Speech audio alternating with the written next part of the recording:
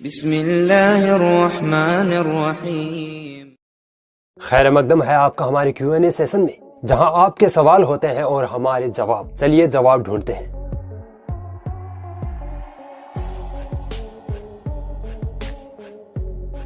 कुसई अफसर का सवाल है कि आप अपनी वीडियोस में हिंदुओं को बुरा और मुसलमानों को अच्छा क्यों बताते हैं। देखिए, हिंदुस्तान में हिंदुओं की दो कैटेगरीज बन चुकी हैं, एक हिंदू धर्म के मानने वालों की, दूसरा हिंदुत्व को मानने वाले की। हिंदुत्व के गुंडे आए दिन मुसलमानों, ईसाइयों और दलितों पर अत्याचार करते हैं। कोई भी मुसलमान हिंदुओं से नफरत नहीं करता, बल्कि हिंदू तो बहुत अच्छे होते हैं, मिलनसार होते हैं, जबकि हिंदुत्व के गुंडे, हम उनसे नफरत करते हैं।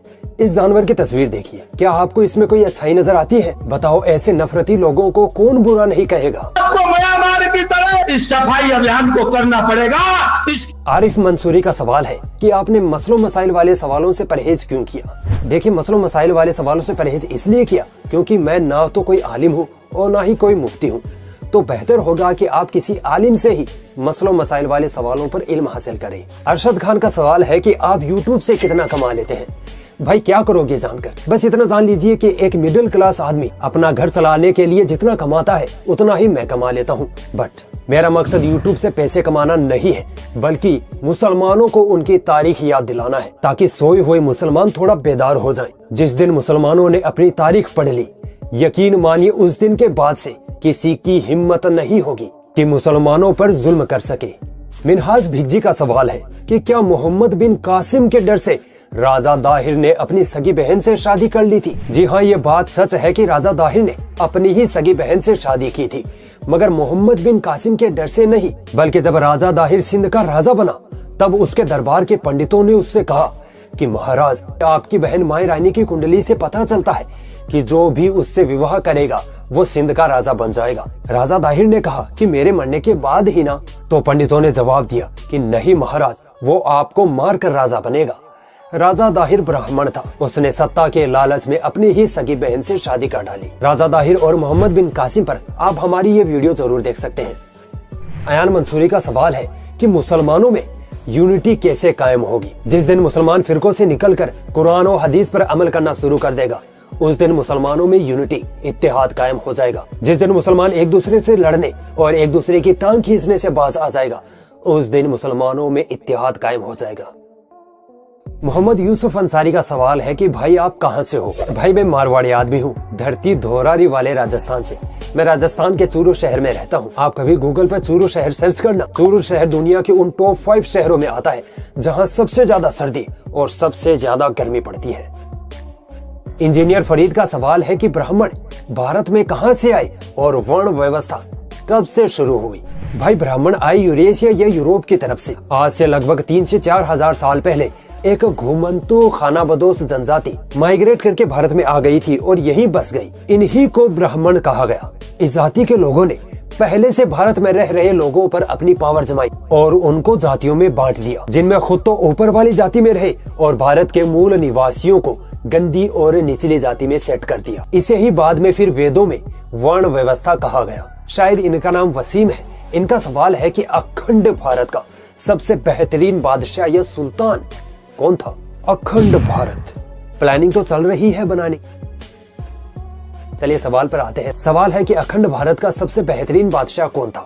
देखिए, रिलीजन से हटकर बात करूं तो अकबर भारत के इतिहास का बेहतरीन बादशाह गुजरा है। इसके अलावा चंद्रगुप्त मौर्य और अशोका का साम्राज्य भी बहुत बड़ा हुआ करता था। हाँ, ये अलग बात है कि अशोका ने 1 लाख से ज्यादा मासूम लोगों का कत्लेआम किया था। इनके अलावा औरंगजेब रहमतुल्लाह अलैह भारत के इतिहास के बेहतरीन सुल्तान गुजरे हैं, जिन्होंने दुष्ट लोगों को पटक पटक के सबक सिखाया था।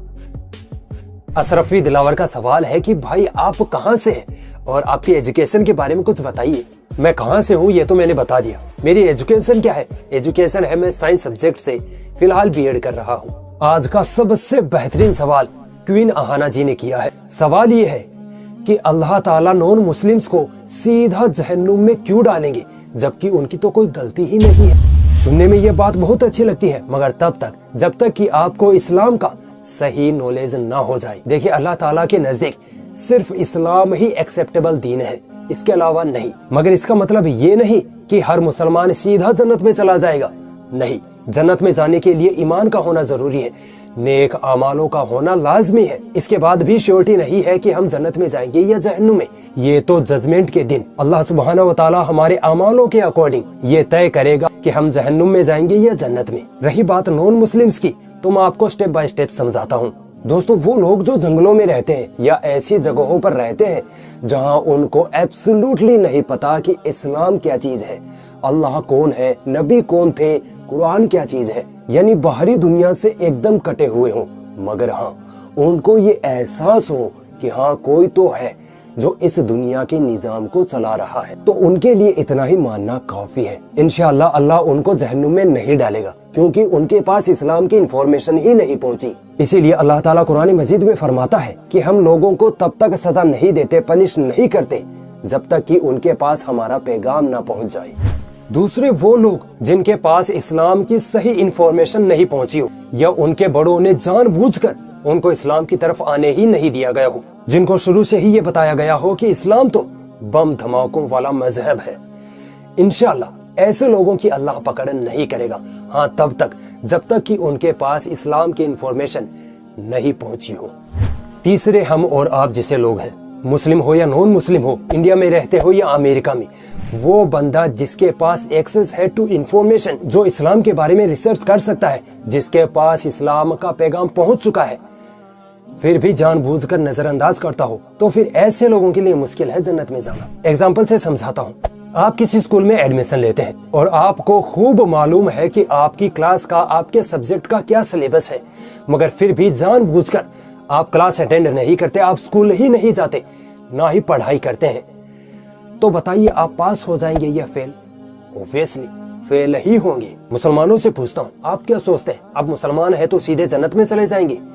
ना ना, आपको पता है जहन्नुम में सबसे ज्यादा वो मुनाफिक मुसलमान होंगे जो ऊपर से तो इस्लाम को मानते हैं, मगर उनके दिलों में कुछ और होता है, उनके आमालों में शिर्क भरा पड़ा होता है। ऐसे ही लोग जहन्नुम में सबसे ज्यादा होंगे। आई होप आपको आपके सवालों के सही जवाब मिल गए होंगे।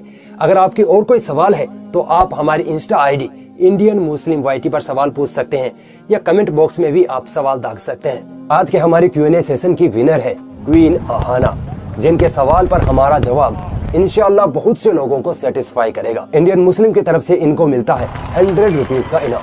कांग्रेचुलेशंस।